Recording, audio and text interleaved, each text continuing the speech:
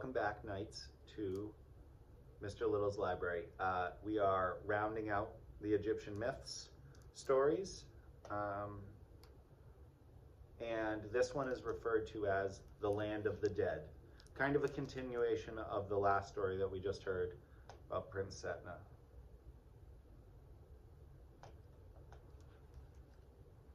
There is another tale told of Prince Setna.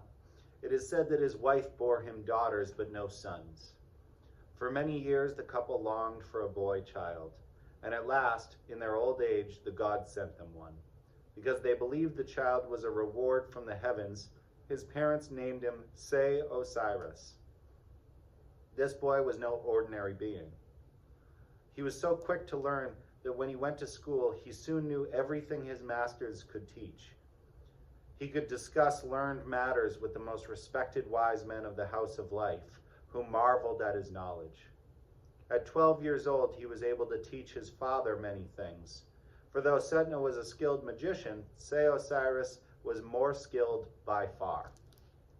One day, Setna and his young son were walking in Thebes when they heard a sound of wailing and saw a funeral procession making its way through the streets. Servants dressed in fine linen were pulling the funeral sledge toward the river to set it on the boat that would take the departed one on his last trip across the Nile. On the western bank, where the dead are buried, his splendid tomb would be waiting. This was plainly the funeral of a rich man. Hired mourners drew everyone's attention with their loud laments. Priests burning incense led the way. Behind him came a sledge with its magnificent load, a brightly painted mummy case, embossed with gold and shaped like a mummy within. The likeness of the dead man's face was painted on its lid, and his proud features seemed to approve the pomp and show of his departure. Following behind him came a long file of servants carrying his luggage for the next world, food of all kinds and furniture, linen robes laid in chests, necklaces of gold and turquoise, a hunting chariot, and games to play. All these things he required in his tomb, so that he should lack nothing in the land of the dead.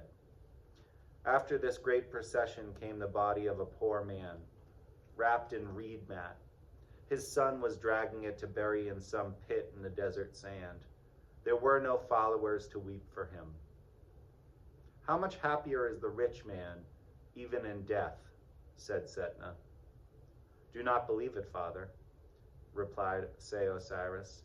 I would not have you treated like the rich man. You will be received in the land of the dead exactly as the poor man is. How can you wish that for me? Exclaimed his father.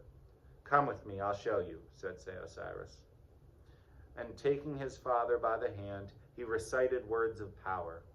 At once the Ba spirits of Setna and Osiris left their bodies in the form of birds. They spread their wings and flew towards the setting sun, just as its light was disappearing over the edge of the desert. Then Setna, in wonder, saw the sun's boat, the boat of 1,000,000 years, and within it Ra in his glory, with his attendant gods. And also in the boat he saw the Ka spirits of the dead, all those throughout Egypt who had died that day. The boat passed through the gap in the western hills by which it made its nightly journey to the Duat, the land of the dead. Stay close and follow, the Ka spirit of Osiris told his father, and their two spirits passed over the horizon into the night. The doors of the Duat were flung open, and the sun god entered the first division of the night.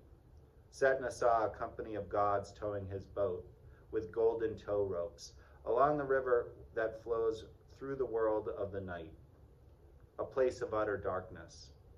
Attendant serpents blew fire from their eyes to light the route and drive away the demons and hideous beasts that lurked on either bank. Where are the Ka spirits going that travel in that boat? Asked Setna. To the judgment hall of Osiris. You will see, his son soon replied. The boat was now approaching the doors that opened on the second division of the night. 3 powers guarded the gate: the doorkeeper, the watcher, and the questioner. All who hope to enter must address these powers by their secret names or perish, and they must name the great gate also by its name. The pilot of the sun boat spoke these words of power, and the boat passed safely through. It crossed the 2nd, 3rd, and 4th divisions, where Ra's enemies lay bound in chains, and came to the 5th gate, the entrance to Amenti, the realm of Osiris. At the words of power, the great doors turned upon their pivots, and Setna saw that one of the pivots turned in the right eye of a man that lay beneath it, so that he screamed with pain of the pivot of the turning of its eye. The cause of the newly dead descended from the boat, which went on into the night. Where will it journey now? Asked Setna.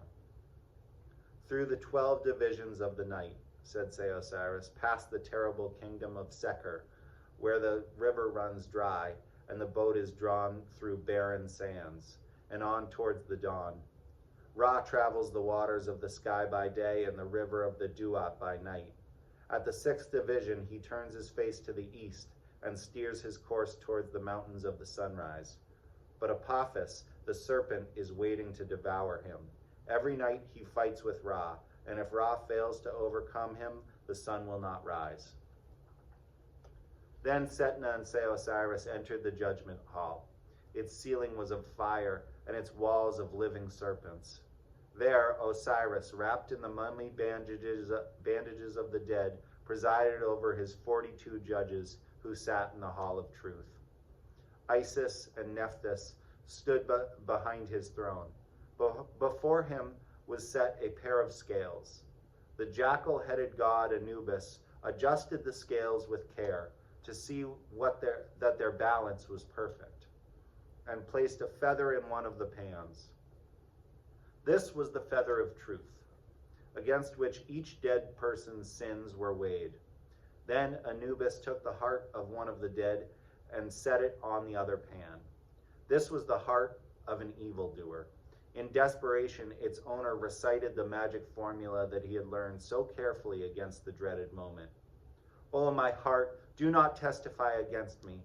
I have not done evil. I have not defrauded any man. I have not done violence to any man. I have not robbed the temples to their offerings. I have not taken milk from the mouths of children. I have destroyed wickedness. I have fed upon truth." His words were in vain. The heart was so weighted down with his bad deeds that it tipped the pan lower and lower. Ament, the devourer of hearts, who sits forever by the scales, slavered as he waited for his moment. He had the head of a crocodile, the body of a lion, and the rump of a hippopotamus. Each heavy heart was his to eat. The ground between his teeth, the heart of this evildoer, whose spirit was driven into darkness to dwell with Apophis in the pits of fire. Thoth, the recorder of the gods, stood by the scales and noted every judgment. The next ka that came forward was that of the poor man who had gone to his grave wrapped in only a mat. His heart was set upon the pan. Again the balance tipped, but it was the heart this time that rose high in the air.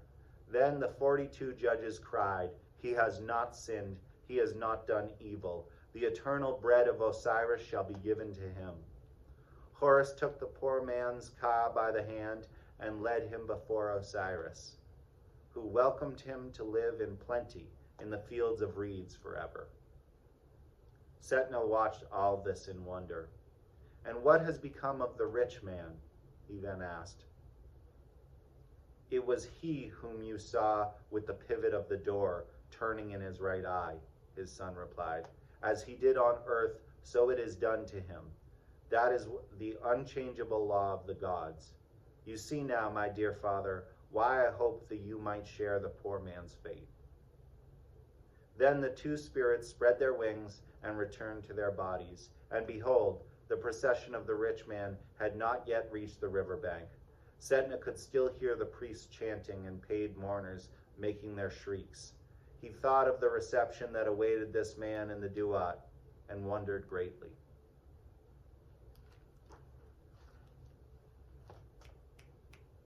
That one was awesome. It's worth going back and kind of listening to the description of that world, and as they're going through, seeing all the different things.